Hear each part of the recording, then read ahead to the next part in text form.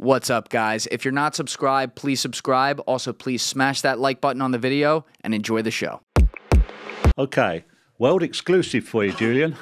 Love that. World That's exclusive. why you're here. Okay, world exclusive. It was a couple of years back now. My colleague, David Carter, was looking through what we call the port books. Now, the port books record ships coming and going. They don't record people because people are just stowage. There's no money in people. What they do is record the goods that they have on board because that's where the taxes come from and all that. So that's why we have these port books. They're very fragmented. There's years missing that I wish we had because that would add more to the story. But we do have this record, rather mysterious record, from the 3rd of October, 1588. Now, this is the year that the two ships that John White was on got to the Bay of Biscay, escaped with their lives. Yes. Okay. All the records say that was the only attempt to get back to Roanoke in 1588. We may not have been so because this record, these two entries that you can see here, basically you can see it on both of them. They both start with it's Latin, so the interdict basically is saying incoming. And then you'll see of Terra Nova. You see those words there? That's the third and fourth letter along. Third and fourth letter along. Oh, yes, Terra I see. Nova. Yeah. Okay. Terra Looks Nova. like Fora Mona from here. Right. Terra Nova, New World. It's what they called America. The New World. No shit. So, and the first ship is the Red Lion. You can see the words there, Red Lion. I'm sure if you read, you got Terra Nova, and then next word, and then you got Red Lion. Okay. Of Bideford. Okay. And it then names the captain as Gabriel King. And the entry below is for the ship called the Fortune. You can probably see Fortune. It looks like it's got two F's at the start there. There it is, of Bideford. And the captain there was Christopher Beale, who incidentally, his brother Valentine was one of the original military colony people. Mm. The Red Lion is really interesting because the Red Lion was involved in the 1585 voyage that Grenville took over. It was also involved in the resupply mission of 1586. So we have a ship It's got a pattern with a crew that knows its way back to Roanoke Island. But we have no record of whether they made it back. Did they write the words in any of these passages that we find Roanoke? No, this is not in Hakluyt. This is not in any other record that we know of. This is a unique recording in the port book of these two ships coming back from the New World. And this is 1588. Yeah. Now, what we think was going on here is we think these two ships were part of the ships that Grenville had to send to fight the Spanish Armada. And when it was evident that they weren't needed, they then basically sloped off or sneaked off, take a trip off to Roanoke, and that. Now, we've no idea whether they made it there because we don't know.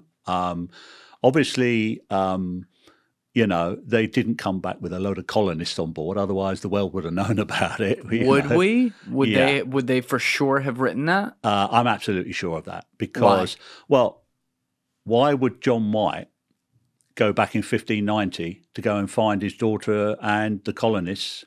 What if vacation goers didn't tell him that they skipped a little Misherooney and went over to America for a trip? Oh, no, come on. No. Just saying. No. Not really. I mean, why would John White risk his life in 1590 to go back and find them? And when you read his letter to Richard Hakluyt when he records his voyage of 1590, which we'll come on to, he sends that in to Richard Hakluyt, the guy writing the books, writing the annals, with an accompanying letter. And we have that letter. And it really laments about leaving his daughter out there, abandoned, lost in that colony. There is no way on this planet that in a relatively small nation like this, that John White would have gone back if his daughter and husband had made it back to England. Absolutely no way on this planet. Not one way? Not even one? No, 100% not. 100%. Do historians argue that there would have been a way? We would have known if those colonists had made it back to England. It makes no sense that John White would have gone in 1590. It makes no sense that there would have been several other attempts afterwards that are just vaguely documented and not noted in any great detail. It makes no sense that the following year that Sir Walter Raleigh has to sells his charter because he thinks the whole project's dead. So, and these ships are arriving in Bideford, where some of the colonists came from in the first place. So back up one sec. You could sell your charter. Yeah. So the Queen gives you a charter and you could just like walk out on the street and be like, highest bidder, let's go. Yeah. Walter Raleigh sold his charter to a group of London merchantmen. And how would they know it was a real charter and not like a fake one? Because in those days, if you did something like that, it'd be off with your head. Yeah, but like, what if what if I had Matt Cox and he's like a great forger and he's got a fine arts degree and he can draw the guys. Come on, Julian. You couldn't do that? No, come on, Julian. You guys are too good for that over there? We're getting into alien abductions here, guys, and you know what I said about that. All right, but this is interesting that this went back. Yeah, we would have known. Now, we've got no hard evidence that they actually physically even found Roanoke Island, that they knew exactly where they're going. We're pretty sure that they must have known where it was and how to get there.